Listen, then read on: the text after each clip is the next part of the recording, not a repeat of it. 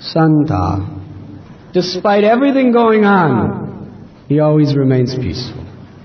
Apuryamana machala pratishtam samudra bhapa shanti shatva tattva shatayam. In the Bhagavad Gita it is explained that a devotee who has some understanding of Sri Krishna, in that realization, in that connection to Krishna, an ocean of peace, of happiness is awakened within his heart.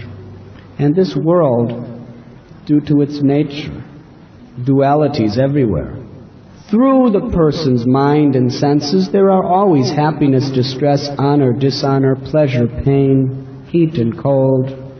And physically, these things may very much affect him, but in his heart, he's so much submerged in this ocean of transcendental peace that these things cannot disturb him.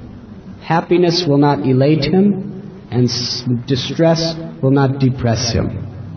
Krishna says in the Gita, Tam statikshasva bharata, that the non-permanence of happiness and distress, pleasure and pain, honor, dishonor, all of these things, they are coming like the appearance and disappearance of the winter and summer seasons. An intelligent person tolerates them without being disturbed. What does that mean? That he goes on with his service to the Lord, no matter what comes upon him.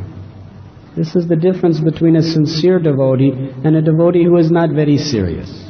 A devotee not very serious, if any impediment comes upon him, he gives up his service. I can't do it. I cannot, it's just too difficult. I cannot do it.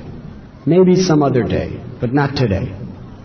If there's a little disturbance in health, if people are not treating you with honor and respect, if the weather conditions are not pleasing to your senses, we think, how can anyone expect me to do my service in these conditions of life? Too much disturbance. But a sincere devotee, he will tolerate any type of condition.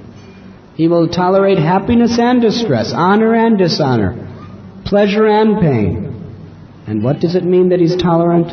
It means he will go on with his service.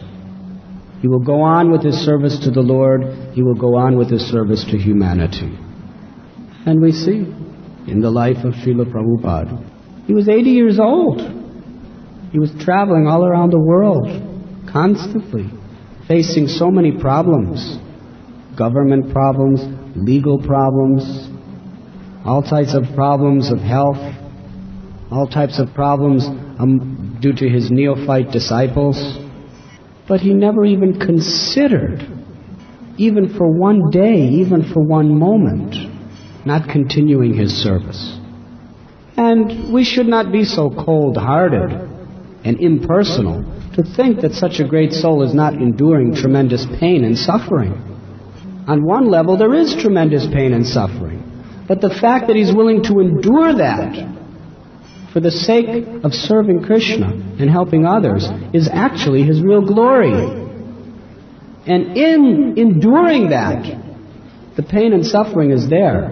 The inner reciprocation of Krishna is he gives, on a higher platform, an ecstasy and a peace that cannot be understood with the material mind.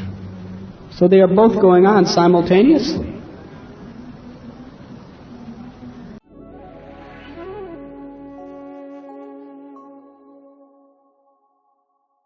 You were listening to Radhanath Swami on thesacredconnect.com.